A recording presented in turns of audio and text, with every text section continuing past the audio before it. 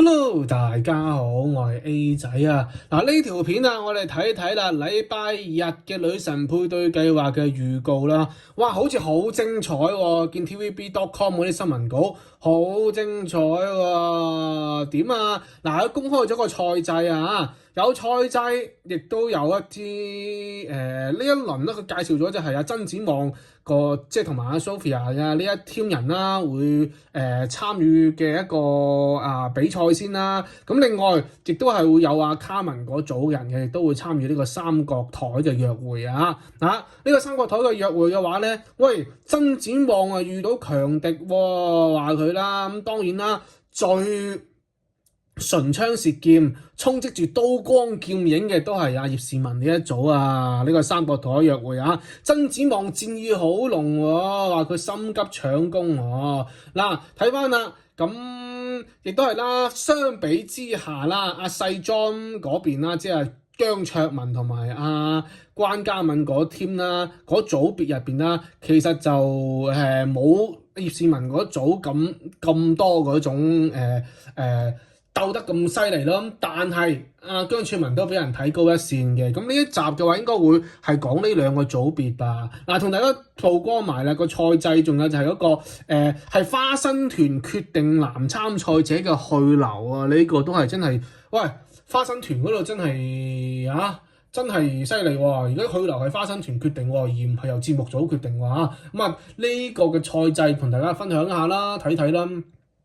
仲有一個預告啦，睇翻啦，其實今次主要嘅焦點永遠其實講真啦，無論你嘅關嘉敏同埋阿姜卓文有幾咁受歡迎都好啦，係嘛？但係始終嗰個焦點都未及曾展望同埋阿葉倩文呢一 pair 確實係最受歡迎嘅，目前為止啦，係嘛？即係你關嘉敏同姜卓文，我哋都冇辦法想像，因為佢之前冇拍過咩嘢冇做過啲咩 CP， 亦都冇合作過咁所以其實喺觀眾面前咧係要重新去了解嘅。咁只不過佢有個話題係咩？你係阿莊哥個仔，咁姜大衛個仔喎，咁亦都受大家去關注啦。咁亦都睇下咯。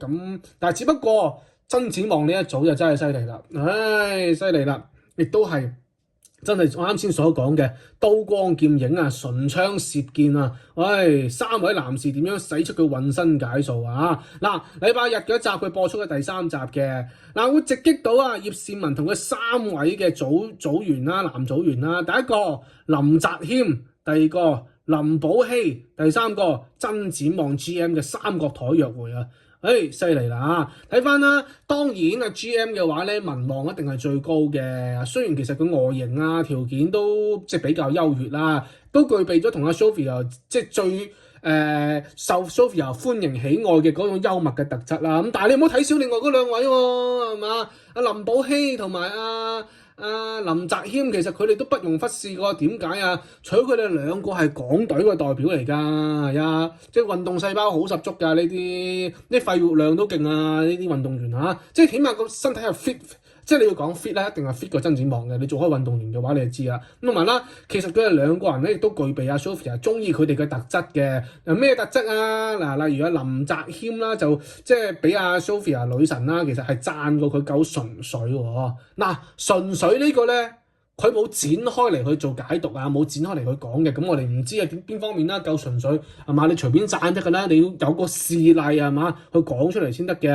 咁另外啦，唔係有個事例，即係因咩原因你會覺得佢純粹先？呢個都係要睇睇㗎。呢個我哋冇詳細講另外一個就係林保禧亦都係啦，因為佢好擅長睇呢個 Google Map 咁所以咧亦都係Sophia 比較睇中嘅一方面咯。因為其實Sophia 都好中意周圍去玩嘅呢個特質啦，其中啦係嘛一個人啦，Sophia 亦都大讚佢高度評價佢為男版嘅葉倩文喎。哇 GM 其實都係即係你睇下 GM 係嘛，好似勝券在握咁但係其實唔係喎其實真係唔係喎。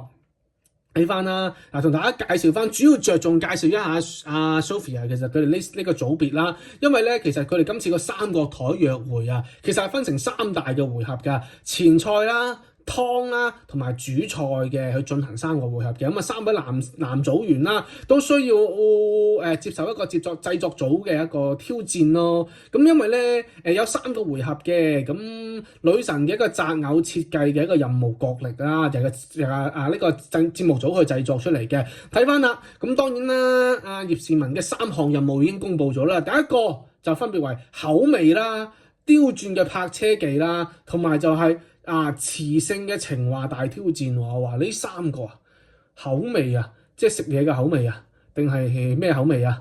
有冇其他嘅解讀意思啊？我唔知，我第一就單純就口味，就係佢嘅口味就係食嘢㗎啦，係嘛？嗱，咁你刁鑽嘅泊車技嘅話，我覺得應該大家啲車技應該都 OK 吧。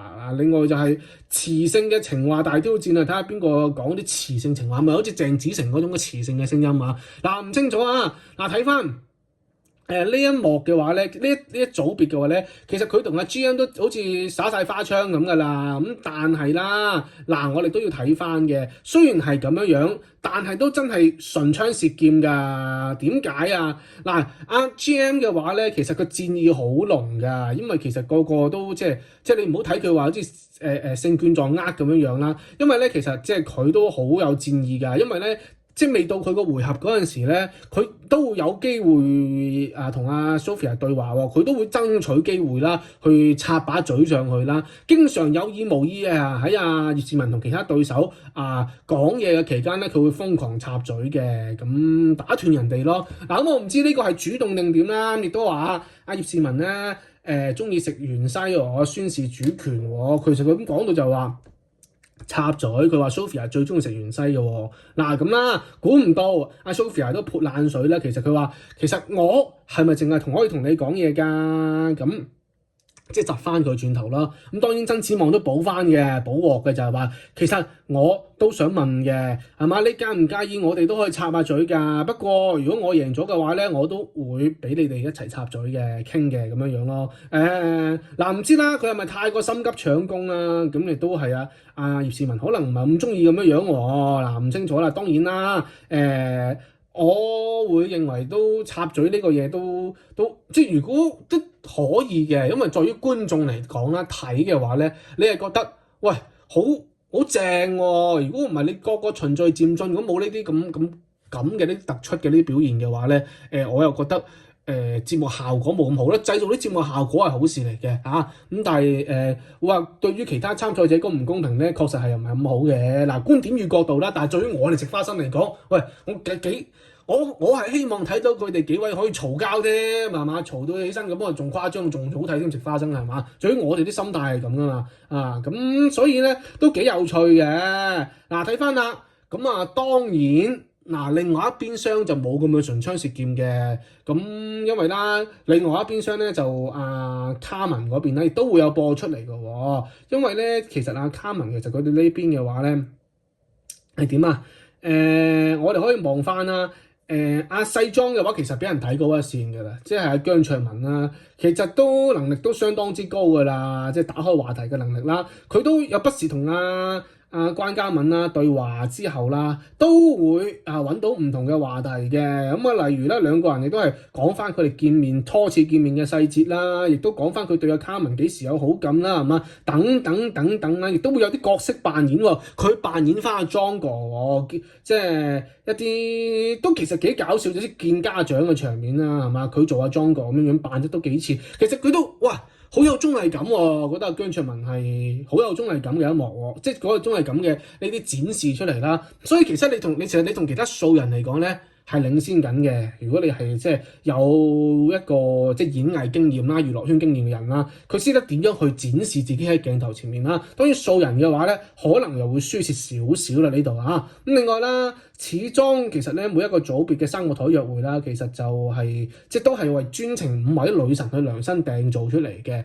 咁卡文呢邊都同大家去預告一下啦，佢3個回合咧，佢冇公佈晒嘅。葉倩文嗰邊咧3個嘅一個過關嘅回合咧，佢公佈咗出嚟啦。卡文呢邊嘅話咧，其實佢就有公佈咗一個嘅啫，就係咩？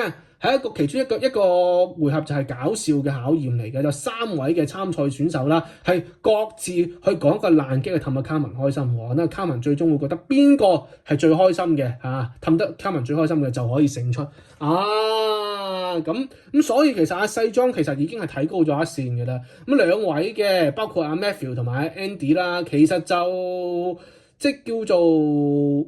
都自己啦，都有各自嘅啲迎戰嘅一個手法嘅。咁Matthew 嘅話就全程去及實啦，及到實嘅策略啦，即係係咪望到卡文望到實一實咁啊？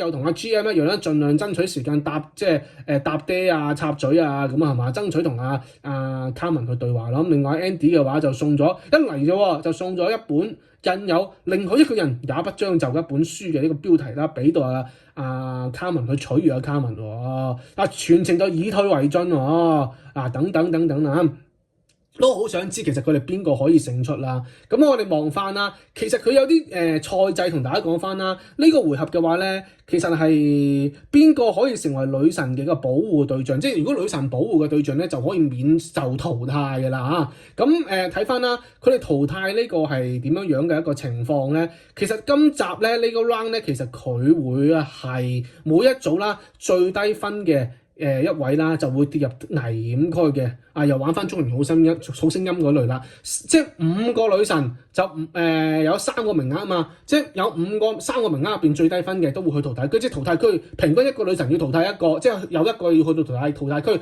即係淘汰區有5位嘅男士喺度噶啦，5位嘅男士最後就會由3位嘅花生團江美儀、黎諾懿同埋黃嘉文去決定邊2位係淘汰嘅。其實我覺得呢度亦都係有少少嘅將個淘汰權交俾花生團啦、花生團成員啦，去進行淘汰。我覺得呢度會唔會有少少草率咧？嗱，就大家討論一下啦。因為主持Bob 嘅話，其實佢透露佢講翻佢有解釋嘅就係女神啦請嚟嘅花生團啦去定生死啦。其實咧係因為咧女藝人嘅拍拖啦，其實係要面對群眾甚至更多嘅。因為咧好多人會覺得女藝員嘅一個拍拖啦係嘛會點樣唔係淨係自己嘅事情嚟嘅喎，仲要在乎埋即係佢哋屋企人啦、朋友啦、同事啦、閨蜜啦、網友、粉絲、觀眾咁樣，我要取悅埋佢哋嘅男仔咧，除咗要過女神呢關之外啦，仲要過埋花生團嗰關嘅。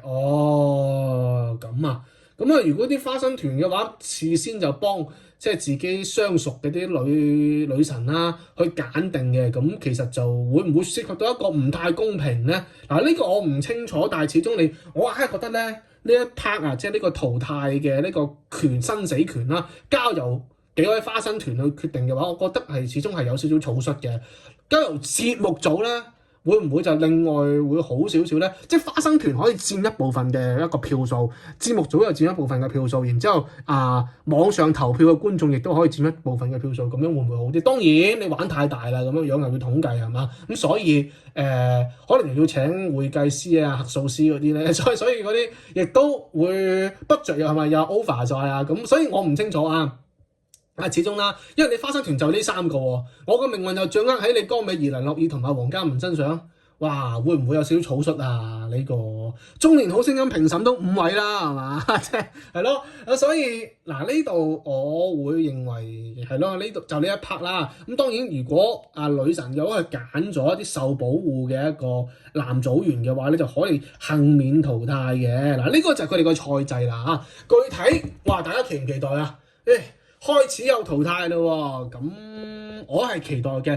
你要有淘汰咧，先有緊張感嘅，有代入感嘅。大家期待一下啦，禮拜日嘅呢個就係一個節目嘅預告啦。好，呢條片講到呢度。